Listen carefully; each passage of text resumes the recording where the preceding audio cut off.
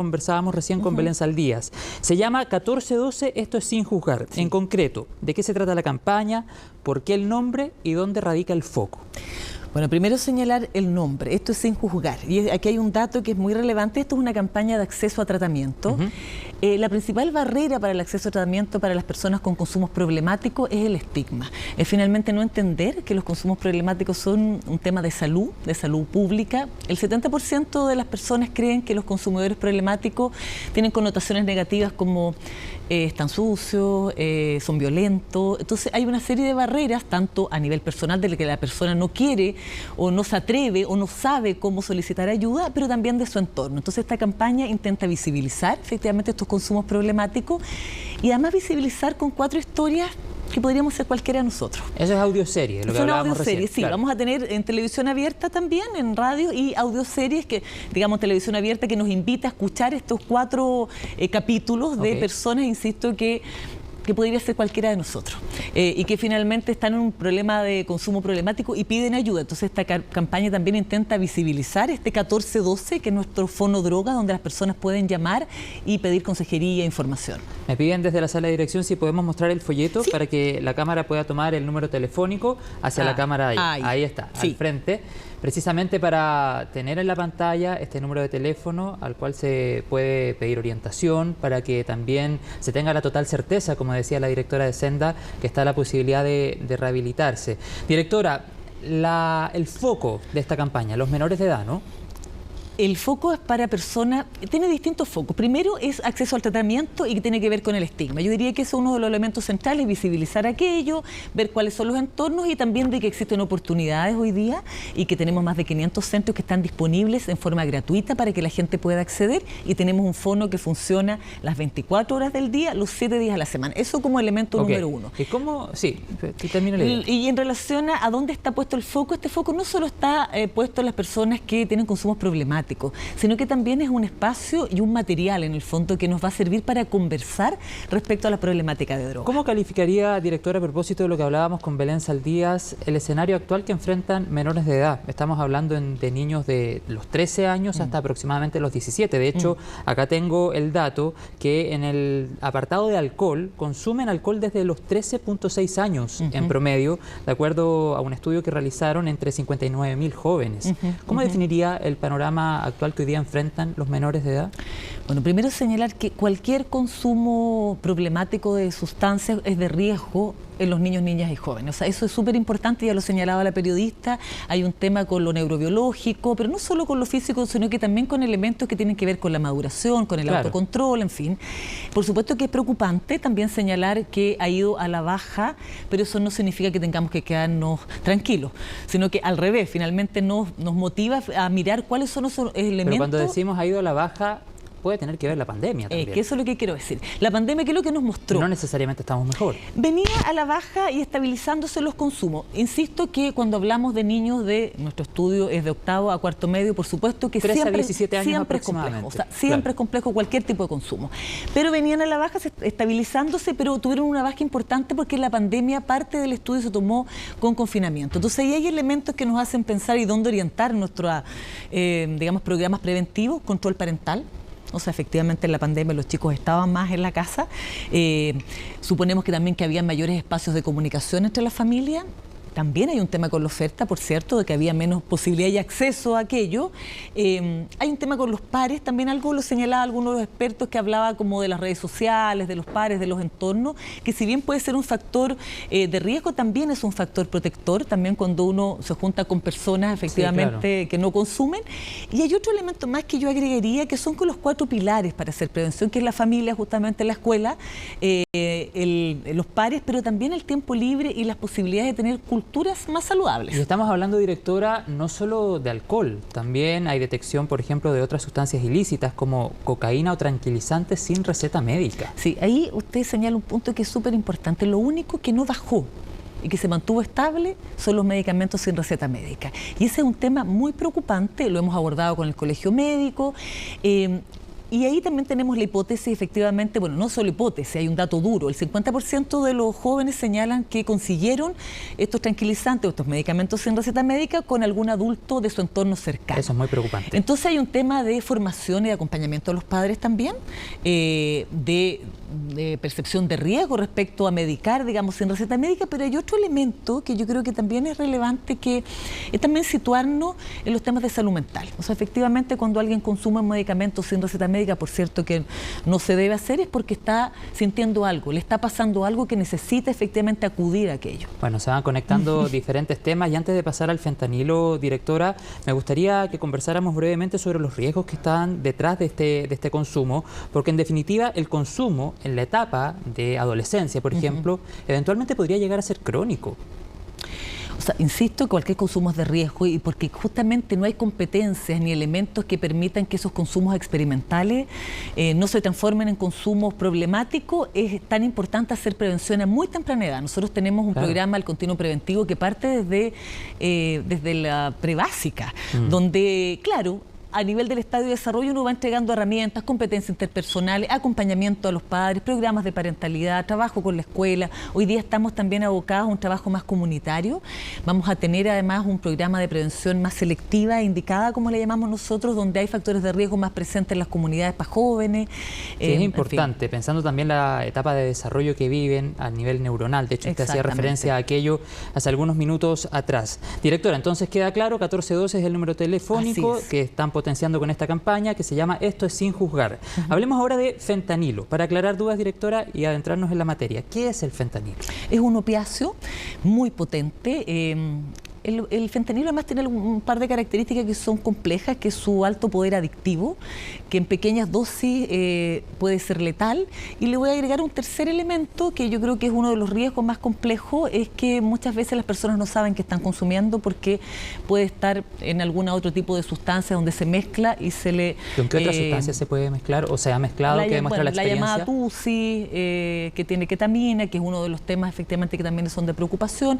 En general, las drogas sintéticas es algo que hay que ir abordando, mirando también qué está pasando en Estados Unidos, México, en otros países donde las drogas sintéticas han entrado con bastante más fuerza, y por supuesto es un tema que estamos monitoreando en forma permanente. Es muy adictivo y además barato, ¿no?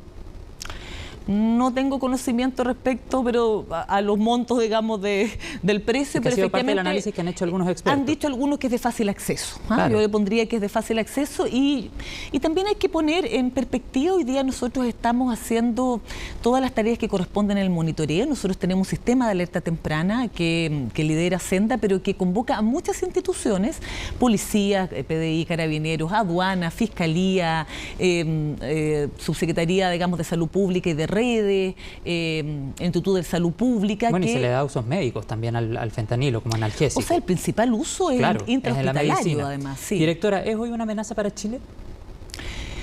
Yo quisiera decir más bien que es algo que estamos monitoreando, que cualquier sustancia efectivamente que esté en el mercado de las drogas lícitas o ilícitas y que tenga algún consumo problemático, y en particular con las características que estoy señalando de esta sustancia, es algo de lo cual hay que preocuparse, no solo en los ámbitos de la prevención, que tiene que ver no necesariamente hablar en particular del fentanilo, porque los riesgos ya son conocidos por la mayoría de la población. Acá es súper importante porque tenemos una prevalencia muy menor hoy día. ¿Cómo tiene certeza que los riesgos son conocidos por la mayoría de la población? Porque en general está en la prensa, es algo que habla la comunidad médica. Vimos hace un par de semanas los médicos hablando respecto que 2 gramos son letales. Yo lo he señalado en varias entrevistas también.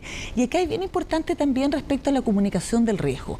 En estos casos en particular, cuando hoy día el fentanilo pudiese ser otra droga sintética, uno tiene que hacer una comunicación de riesgo que es global y que en el fondo vaya orientada a las poblaciones en particular que pudiesen ser consumidoras de esa sustancia. Y si hay que hacer esa comunicación de riesgo, directora, ¿por qué no se ha levantado una campaña de prevención de esta droga? Se habla ya hace bastante tiempo, desde 2018. Bueno, nosotros, nuestras campañas preventivas es contra cualquier sustancia de uso problemático, y así lo estamos realizando, pero también contarles algo que creo que nos va a dar muchas luces para poder focalizar, como yo les señalaba, en campañas que sean específicas a la población que son consumidoras o que nosotros creemos que es una población más oculta.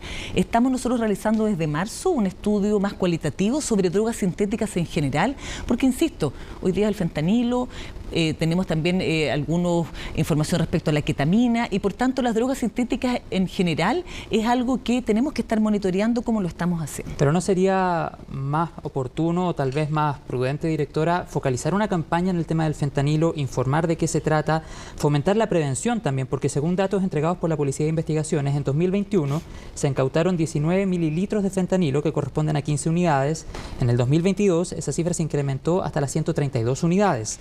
Hasta abril de este año se habían incautado 10 mililitros de este opioide que hemos estado hablando. Además, ha causado miles de muertes en Estados Unidos. De hecho, en Estados Unidos, del 100% de las muertes causadas por sobredosis, el 70% tiene que ver con fentanilo. Por lo tanto, el llamado de alerta que han hecho muchos expertos y muchas expertas es que sería bueno poder tomar medidas ahora antes que esto estalle y que finalmente pueda convertirse en algo incontrolable.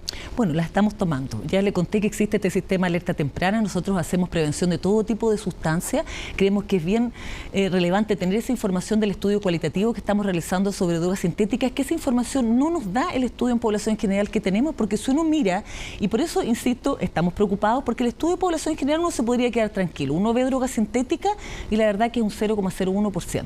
Uno pudiese decir, bueno, en realidad nadie consume. Pero acabo de leer cifras que hablan de que estoy hablando del consumo, de la prevalencia, no de los decomisos, que son dos cosas distintas que conversan, por cierto. Claro. Pero también es importante señalar que a la luz justamente de esa información y este 0,01 que pudiese ser una prevalencia muy menor, nosotros encargamos un estudio cualitativo que nos va a permitir mirar esa población oculta. Aquí hay un dato bien importante.